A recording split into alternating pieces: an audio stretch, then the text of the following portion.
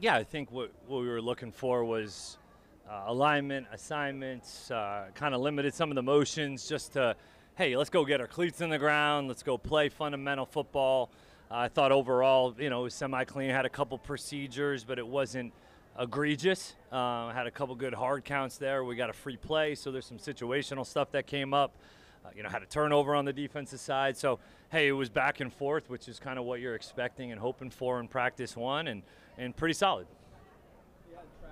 I guess exclusively on offense today. What's going to be that plan move? Is it going to be one day? Will he ever flip and make some practices? Yeah, he will. Probably within the first, 6 practices or so. Like, we'll probably have him, you want to give him a couple days offense, couple days defense, and then give him an opportunity to go flip-flop within the same practice. And then that will kind of become the norm, right? Like, once we do that, that'll kind of become the norm and how we operate, but it'll probably be within the first week or so. Do you have it mapped out for the whole camp? Oh, yeah. The whole camp's mapped out. Workout Every single moment. I don't know if you saw during special teams, he was doing defensive drills and fundamentals and footwork. So, he's every moment, every minute that he is in the building, it is accounted for, and trying to make sure that we maximize, his time, our time, so that we can ultimately get the best outcome. When you see guys doing extra work, like they go down to the Bahamas, they're at Episcopal, all of the things, just how much does that show up here when they're back together again? Yeah, it's huge. I mean, look, there's a lot of new faces and a lot of positions, and so ultimately, for us to truly play as a team, they got to get to know each other. They actually have to enjoy one another's company, enjoy doing it together. And I appreciate them doing the extra, some of their own personal time, what you would call as vacation. I'm sure they had a good time getting to know one another, but also got some quality work in, which we as coaches appreciate. The latest on Mason Smith, can you give us an idea of how long he'll be on the clock? Yeah, I don't think extremely long. It's not a major issue. It's a little bit more precautionary. Just tweaked it kind of the week of camp. So nothing. He had a great off season. He worked his tail off. He was here a ton. Was in great shape. Worked his tail off. So it was a little bit of a bummer, obviously, but it's a little bit more precautionary. Could he go and play in a game in this week? Who knows? But it won't be too long. I think is that disclosed yet? I'm not sure if it's disclosed. I don't think it's disclosed yet. Yeah. New transition with players coming from the old regime to the new regime. How quickly did these guys buy into what you're trying to bring here, and to see that in the first practice here? Yeah, I think that ultimately everybody wants to be coached, right? Like, so I think that we'll see the buy-in a little bit more in truly our game, in our games, but in the process, they've done everything we've asked them to do from an energy standpoint, communication. It's still every day, we're continuing to improve those things and continue to, talk about it in the meetings, in the team meetings. But, so far, pretty solid feedback. I think anytime there's change, there's ultimately, things they like, and there's probably things they don't like, right? At the end of the day, we all understand that. That's very normal. So, I think just getting to know them a little bit more on a personal level and what they're trying to get better at, how we can see them improve. Anytime a player thinks you can help them, I think ultimately that's when they start to trust you. You said you got Travis's schedule mapped out. Does that get evaluated on a daily basis, maybe even evolve at how that's going through camp? Yeah, I think it evolved a little bit from the off-season program, right? Like we saw there was a span where maybe he practiced on offense, let's call it a Thursday because we didn't do anything on the Fridays. And then he had Friday, Saturday, Sunday, and then Monday he was on defense. That's like 4 days without doing anything on offense. Well, we learned that was too long, right? That's too long to kind of go without doing anything on maybe the other side of the ball. So we learned something there. And we also, within these blocks where we're kind of 3 days on with an off day, it allows us to map it out maybe a little bit cleaner and give them more opportunities. But every single day that he is on one side of the ball, he will meet with the other side of the ball at least once, maybe twice as well. So trying to not let that happen where he goes offense, then practice on defense, but he hasn't heard a single thing on the defensive side of the ball in 2 days. So we absolutely learned, and I could see it continue to evolve this training camp. Can you describe where Trevor is footwork-wise now based on when you first got here and gave him that stuff to work on? Yeah, I think today I thought he was pretty clean in a lot of ways. You know, it's more so we want to get our feet to our target, but that doesn't mean your eyes have to always be at your target. Like, we can use our eyes as a weapon while keeping our feet clean. That's been something we've continued to work on, that, you know, going into this year in your development, your eyes have to be a weapon and your feet have to be in rhythm, right? Because we know once stuff starts moving, it's not going to always be perfect. So if we can continue to drill that, I thought he had a good day, like I said today, and he's taken to it, right? He was right foot up all last year and really the course of his career, and now he's left foot up in the shotgun I'm talking about. So that kind of involves a little bit of a different rhythm, footwork, and I think he's done a nice job progressing that so far. Coach, with physical identity being something that you mentioned when you first took over, does that mean you'll have more physical practices in training camp in order to make that happen? We're going to have to. I mean, we only have the one joint practice, and you know, so ultimately we're going to have to do it with each other at times. And obviously you've got to control it and make sure that we're doing it the right way. But yeah, we're going to have to be physical with one another. I mean, that's just the bottom line. And you know, right now we're trying to continue to find our edge. What is our edge going to be as a team, as a unit, as a position group, and each player and coach? So what will be our edge, and we need to make physicality a part of that and playing with an edge. So we'll definitely have to get after it a little bit. You brought some of the receivers together over here during the special teams period, brought up the iPad. Why was that important, just to in that moment? Yeah, it just gets some more immediate feedback, right? Like, there's ultimately coaching points that happen out here that, shoot, maybe I forget in like 2 hours to continue to remind them of. You know, whereas I know their position coaches will cover it, but, you know, it's good to hear, you know, from me ultimately on both sides of the ball, hey, this is something I'm seeing, like, how can we make this better ultimately? And both those guys, it was not necessarily a mistake, it was just something that we can continue to clean up, make better, evolve, and, you know, those guys take coaching really well. And then kind of in the same vein, after BTJ had the drop, you were one of the first people over to him, said, hey, let's keep going. Yeah. I know you talked about the power of touch and all those things. How are you coming along with that? Yeah, good. I mean, you know, ultimately we had a few drops today, right? I mean, we had 3 of them, I think, to my knowledge. And so, like, that's part of the game. Like, it's a physical mistake. He didn't mean to do it. He didn't try to do it intentionally. It's usually what happens when you lose your legs a little and you lose a little focus. So just trying to, hey, man, let's move on, right? We've got to be short memory, all of us at all times. I'm speaking of myself. And, you know, play the next play. Right? Nothing matters but the next play. And so much like a golfer, right? Being a caddy as a coach. It's like next shot mentality, next play mentality. Let's move on. And you can't do anything about it. Are you happy with the physical condition that the team has come back with after break? Yeah, I think, like, you know, it's so hard. You know, we do a conditioning test, and that conditioning test, you know, the conditioning test for players is playing the game. And so ultimately, like, I'm pleased with the way they came in. We're going to have to get in football shape still. Like, that's the reality, right? Like, they can get in conditioning shape all they want, but football shape is a completely different thing. And so, you know, I think it'll probably take a couple days for us to really feel like we're not dying out there while having to think and move and do all those things. So I was pleased with them. I think they all worked pretty hard this summer.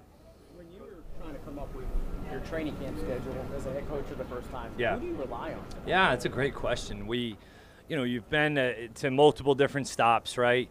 And you've got great coaches on your staff to rely on. And so we kind of took a few different models of places we've been, whether it was LA, Tampa, Minnesota, Seattle, a couple different places where our coaches have, you know, specifically been, and Green Bay, Campy, and just kind of, all right, what fits us, right? And how do we make this ours?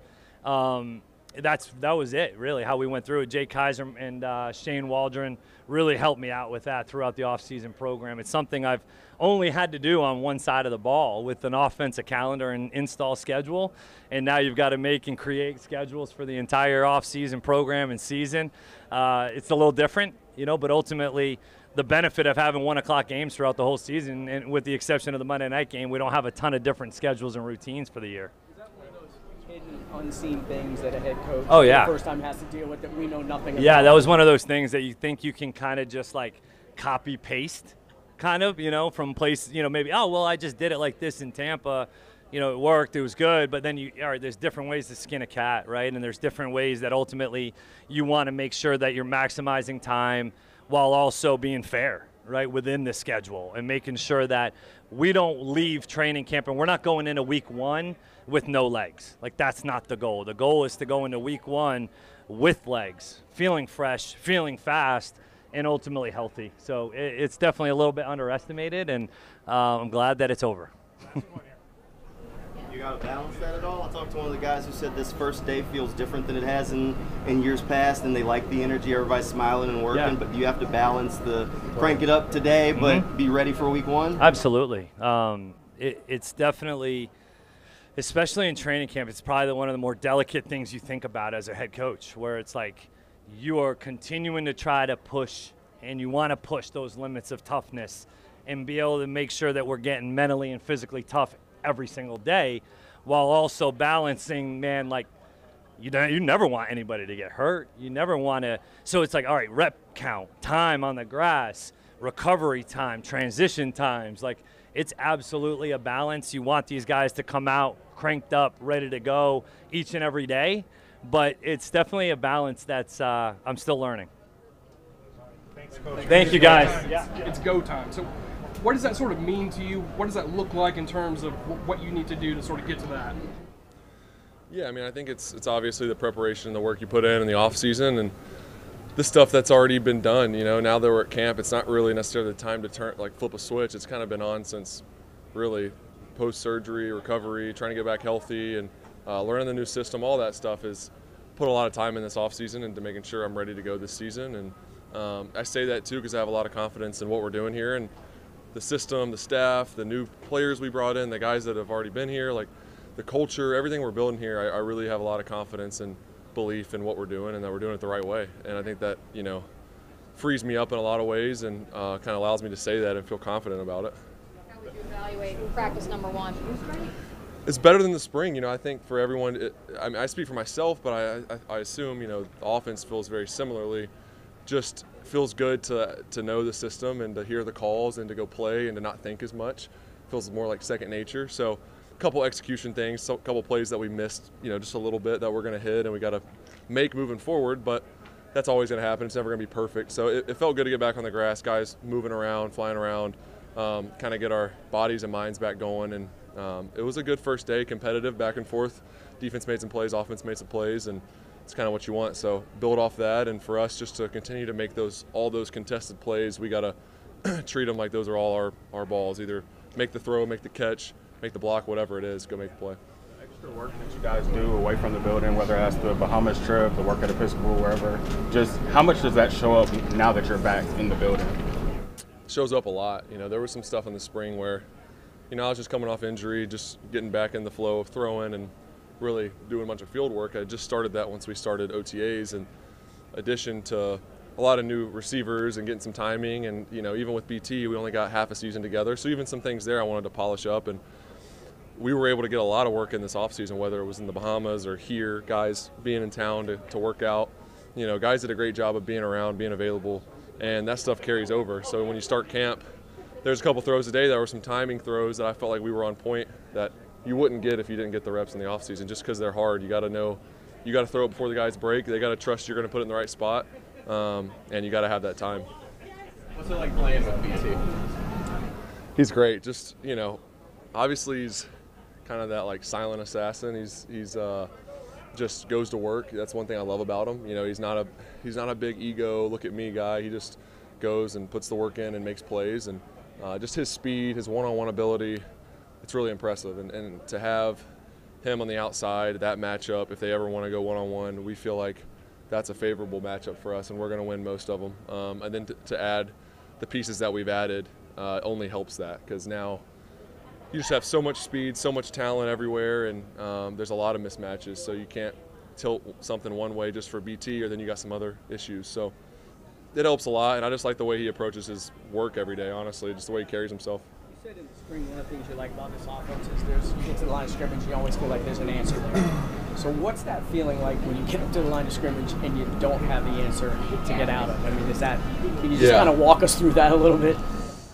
Yeah, I mean, there's sometimes that you know that you don't have the answer, and you know before the snap that's not a good feeling, and you try to just make the best out of the play that you can. But then there's sometimes where right when the ball is snapped, you're like, oh shoot, this isn't right. And that's sometimes either maybe I should have got to the other play, or maybe it was just a look that we didn't anticipate. Like, there's a lot of different scenarios like that. But either way, I think it's managing those times, because that does happen. You know, I think our staff does an awesome job, but there's going to be times at some point where we're not in a great play, and you can't be perfect, you know, and they trust me to do the best thing with the ball when those are the, I mean, that's some of the most important situations, is not to make a bad play worse, find a completion.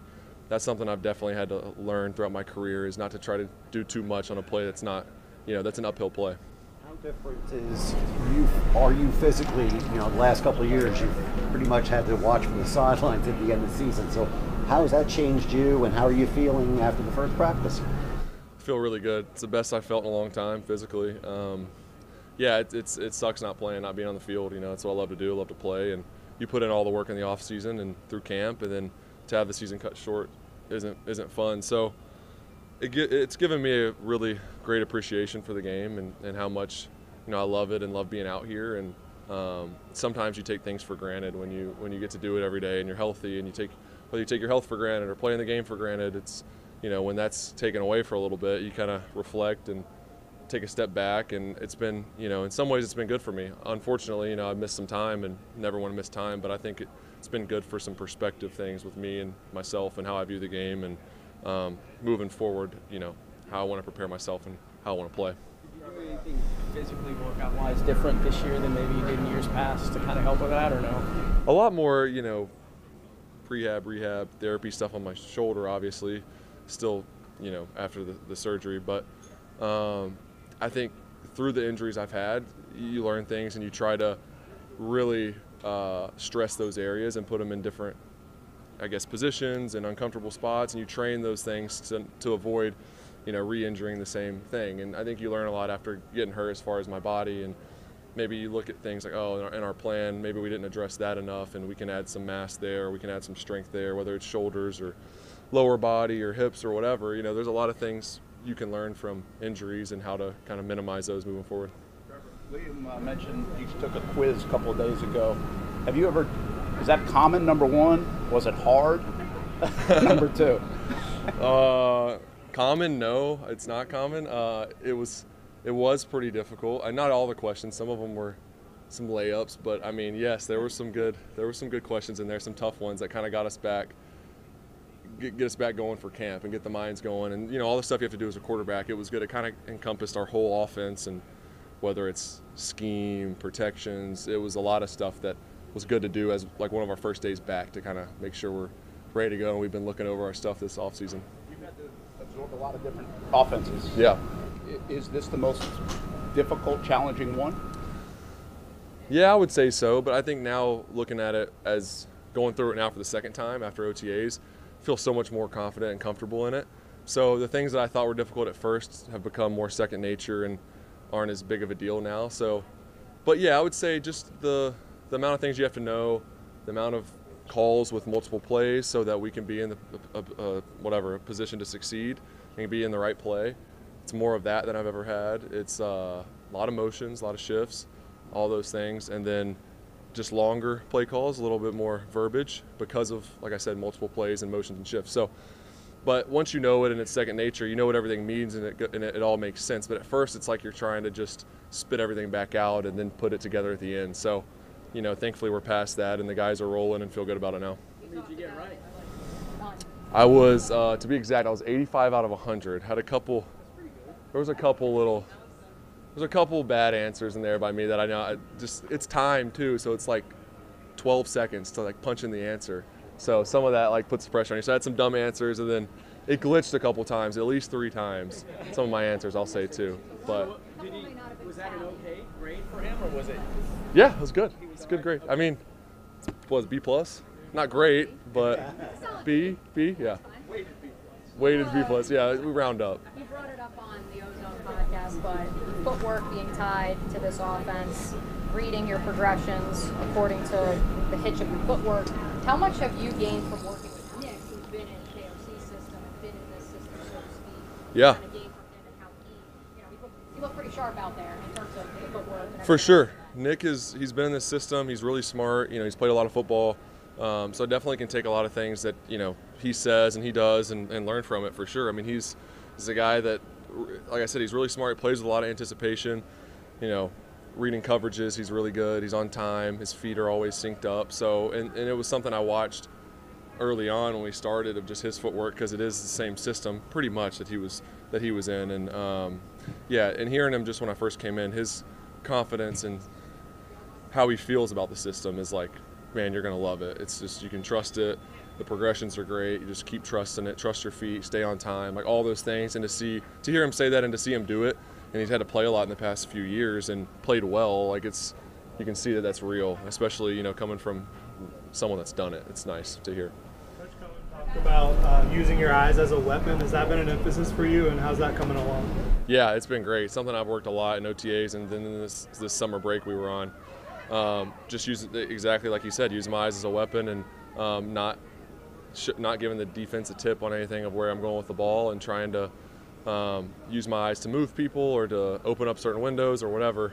It's been something that a lot of quarterbacks do, and I never really know. It's something that never really been taught necessarily, but to hear their perspective on certain plays and the emphasis on certain plays to use your eyes, especially to open windows, is something where it makes sense, but it's just if you're not told to do it, sometimes you don't think about it. And then now, learning those little things that can help make the windows 2 yards bigger. I mean, that's a huge difference in this league. So it's helped a lot, and they've taught me a lot about stuff like that.